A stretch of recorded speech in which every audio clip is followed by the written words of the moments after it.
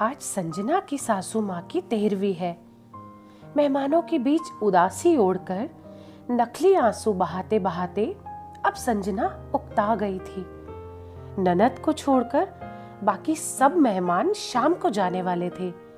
अब संजना को इंतजार था तो बस सासू माँ की विरासत में छोड़ी गई चीजों को देखने का। सासू माँ की अलमारी की चाबी ननद मीना के पास थी। मेहमानों के जाने के बाद उसकी ननद मीना ने सबके सामने अलमारी खोली। सामने ही लॉकर की चाबी और एक कागज पड़ा था। मीना ने माँ का लिखा हुआ संदेश पढ़ा। माँ ने अपने सारे जेवर अपनी इकलौती पोती और अपनी बेटी के नाम किए थे। कैश रुपयों पर बेटे का अधिकार था। उनके सभी नए पुराने कपड़े गरीब महिलाओं में बांट दिए जाने का जिक्र था। एक सीलबंद पैकेट था जिसके ऊपर एक पिन किए हुए कागज पर लिखा हुआ था कि ये पैकेट मेरी बहू के लिए है, लेकिन वो इसे अपने बेटे यानी मेरे पोते अनुज की शादी के 1 साल बाद ही खोल सकेगी। मेरी अंतिम इच्छा के अनुसार तब तक ये बैंक के लॉकर में रखवा दिया जाए। बेटे ने वो पैकेट बैंक के लॉकर में रखवा दिया। दिन गुजरते गए।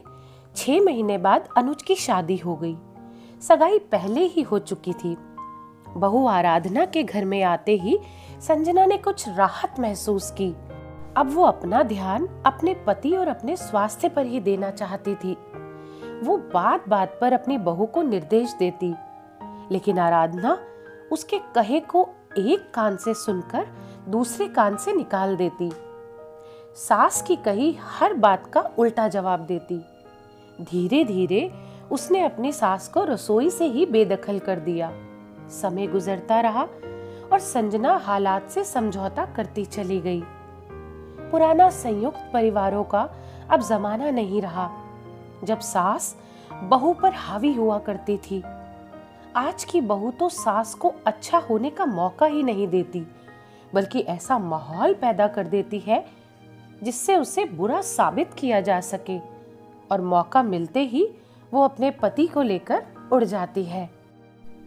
गई सदी के इतिहास के वो पन्ने जब सास बहू पर हावी हुआ करती थी, आज की बहू ने वो पन्ने फाड़कर फेंक ही दिए हैं।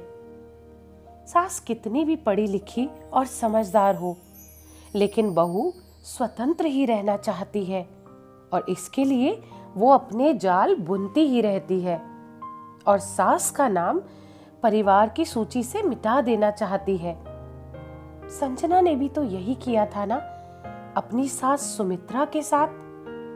सुमित्रा जी पढ़ी लिखी सुलझे विचारों की महिला थी और उन्होंने अपनी पुराने विचारों की सास से मिले हुए कष्टों को भूलकर अपनी बहू संजना को हर तरह की छूट, सुख सुविधाएं, सहयोग और प्यार देकर सास के नाम पर लगे मनहूस धब्बे को हमेशा के लिए मिटाकर नया इतिहास रचना चाहती थी।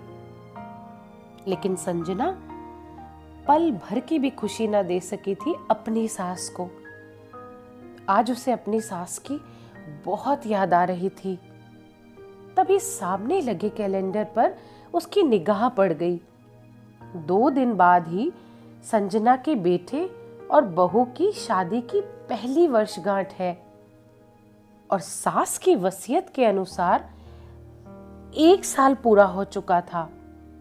तीसरे दिन संजना बैंक जाकर लॉकर से अपने नाम का वो पैकेट निकलवा कर ले आई जो उसकी सास ने उसके लिए अलमारी में रखवाया था।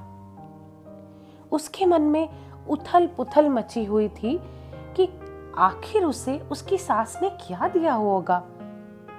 अपने बेटे और बहू के इधर उधर होते ही उसने वो पैकेट खोल दिया और पैकेट खोलते ही पैकेट के अंदर सास के तह किए हुए लगभग 1 दर्जन पुराने रुमाल थे और उसी पैकेट में एक दूसरा पैकेट भी था।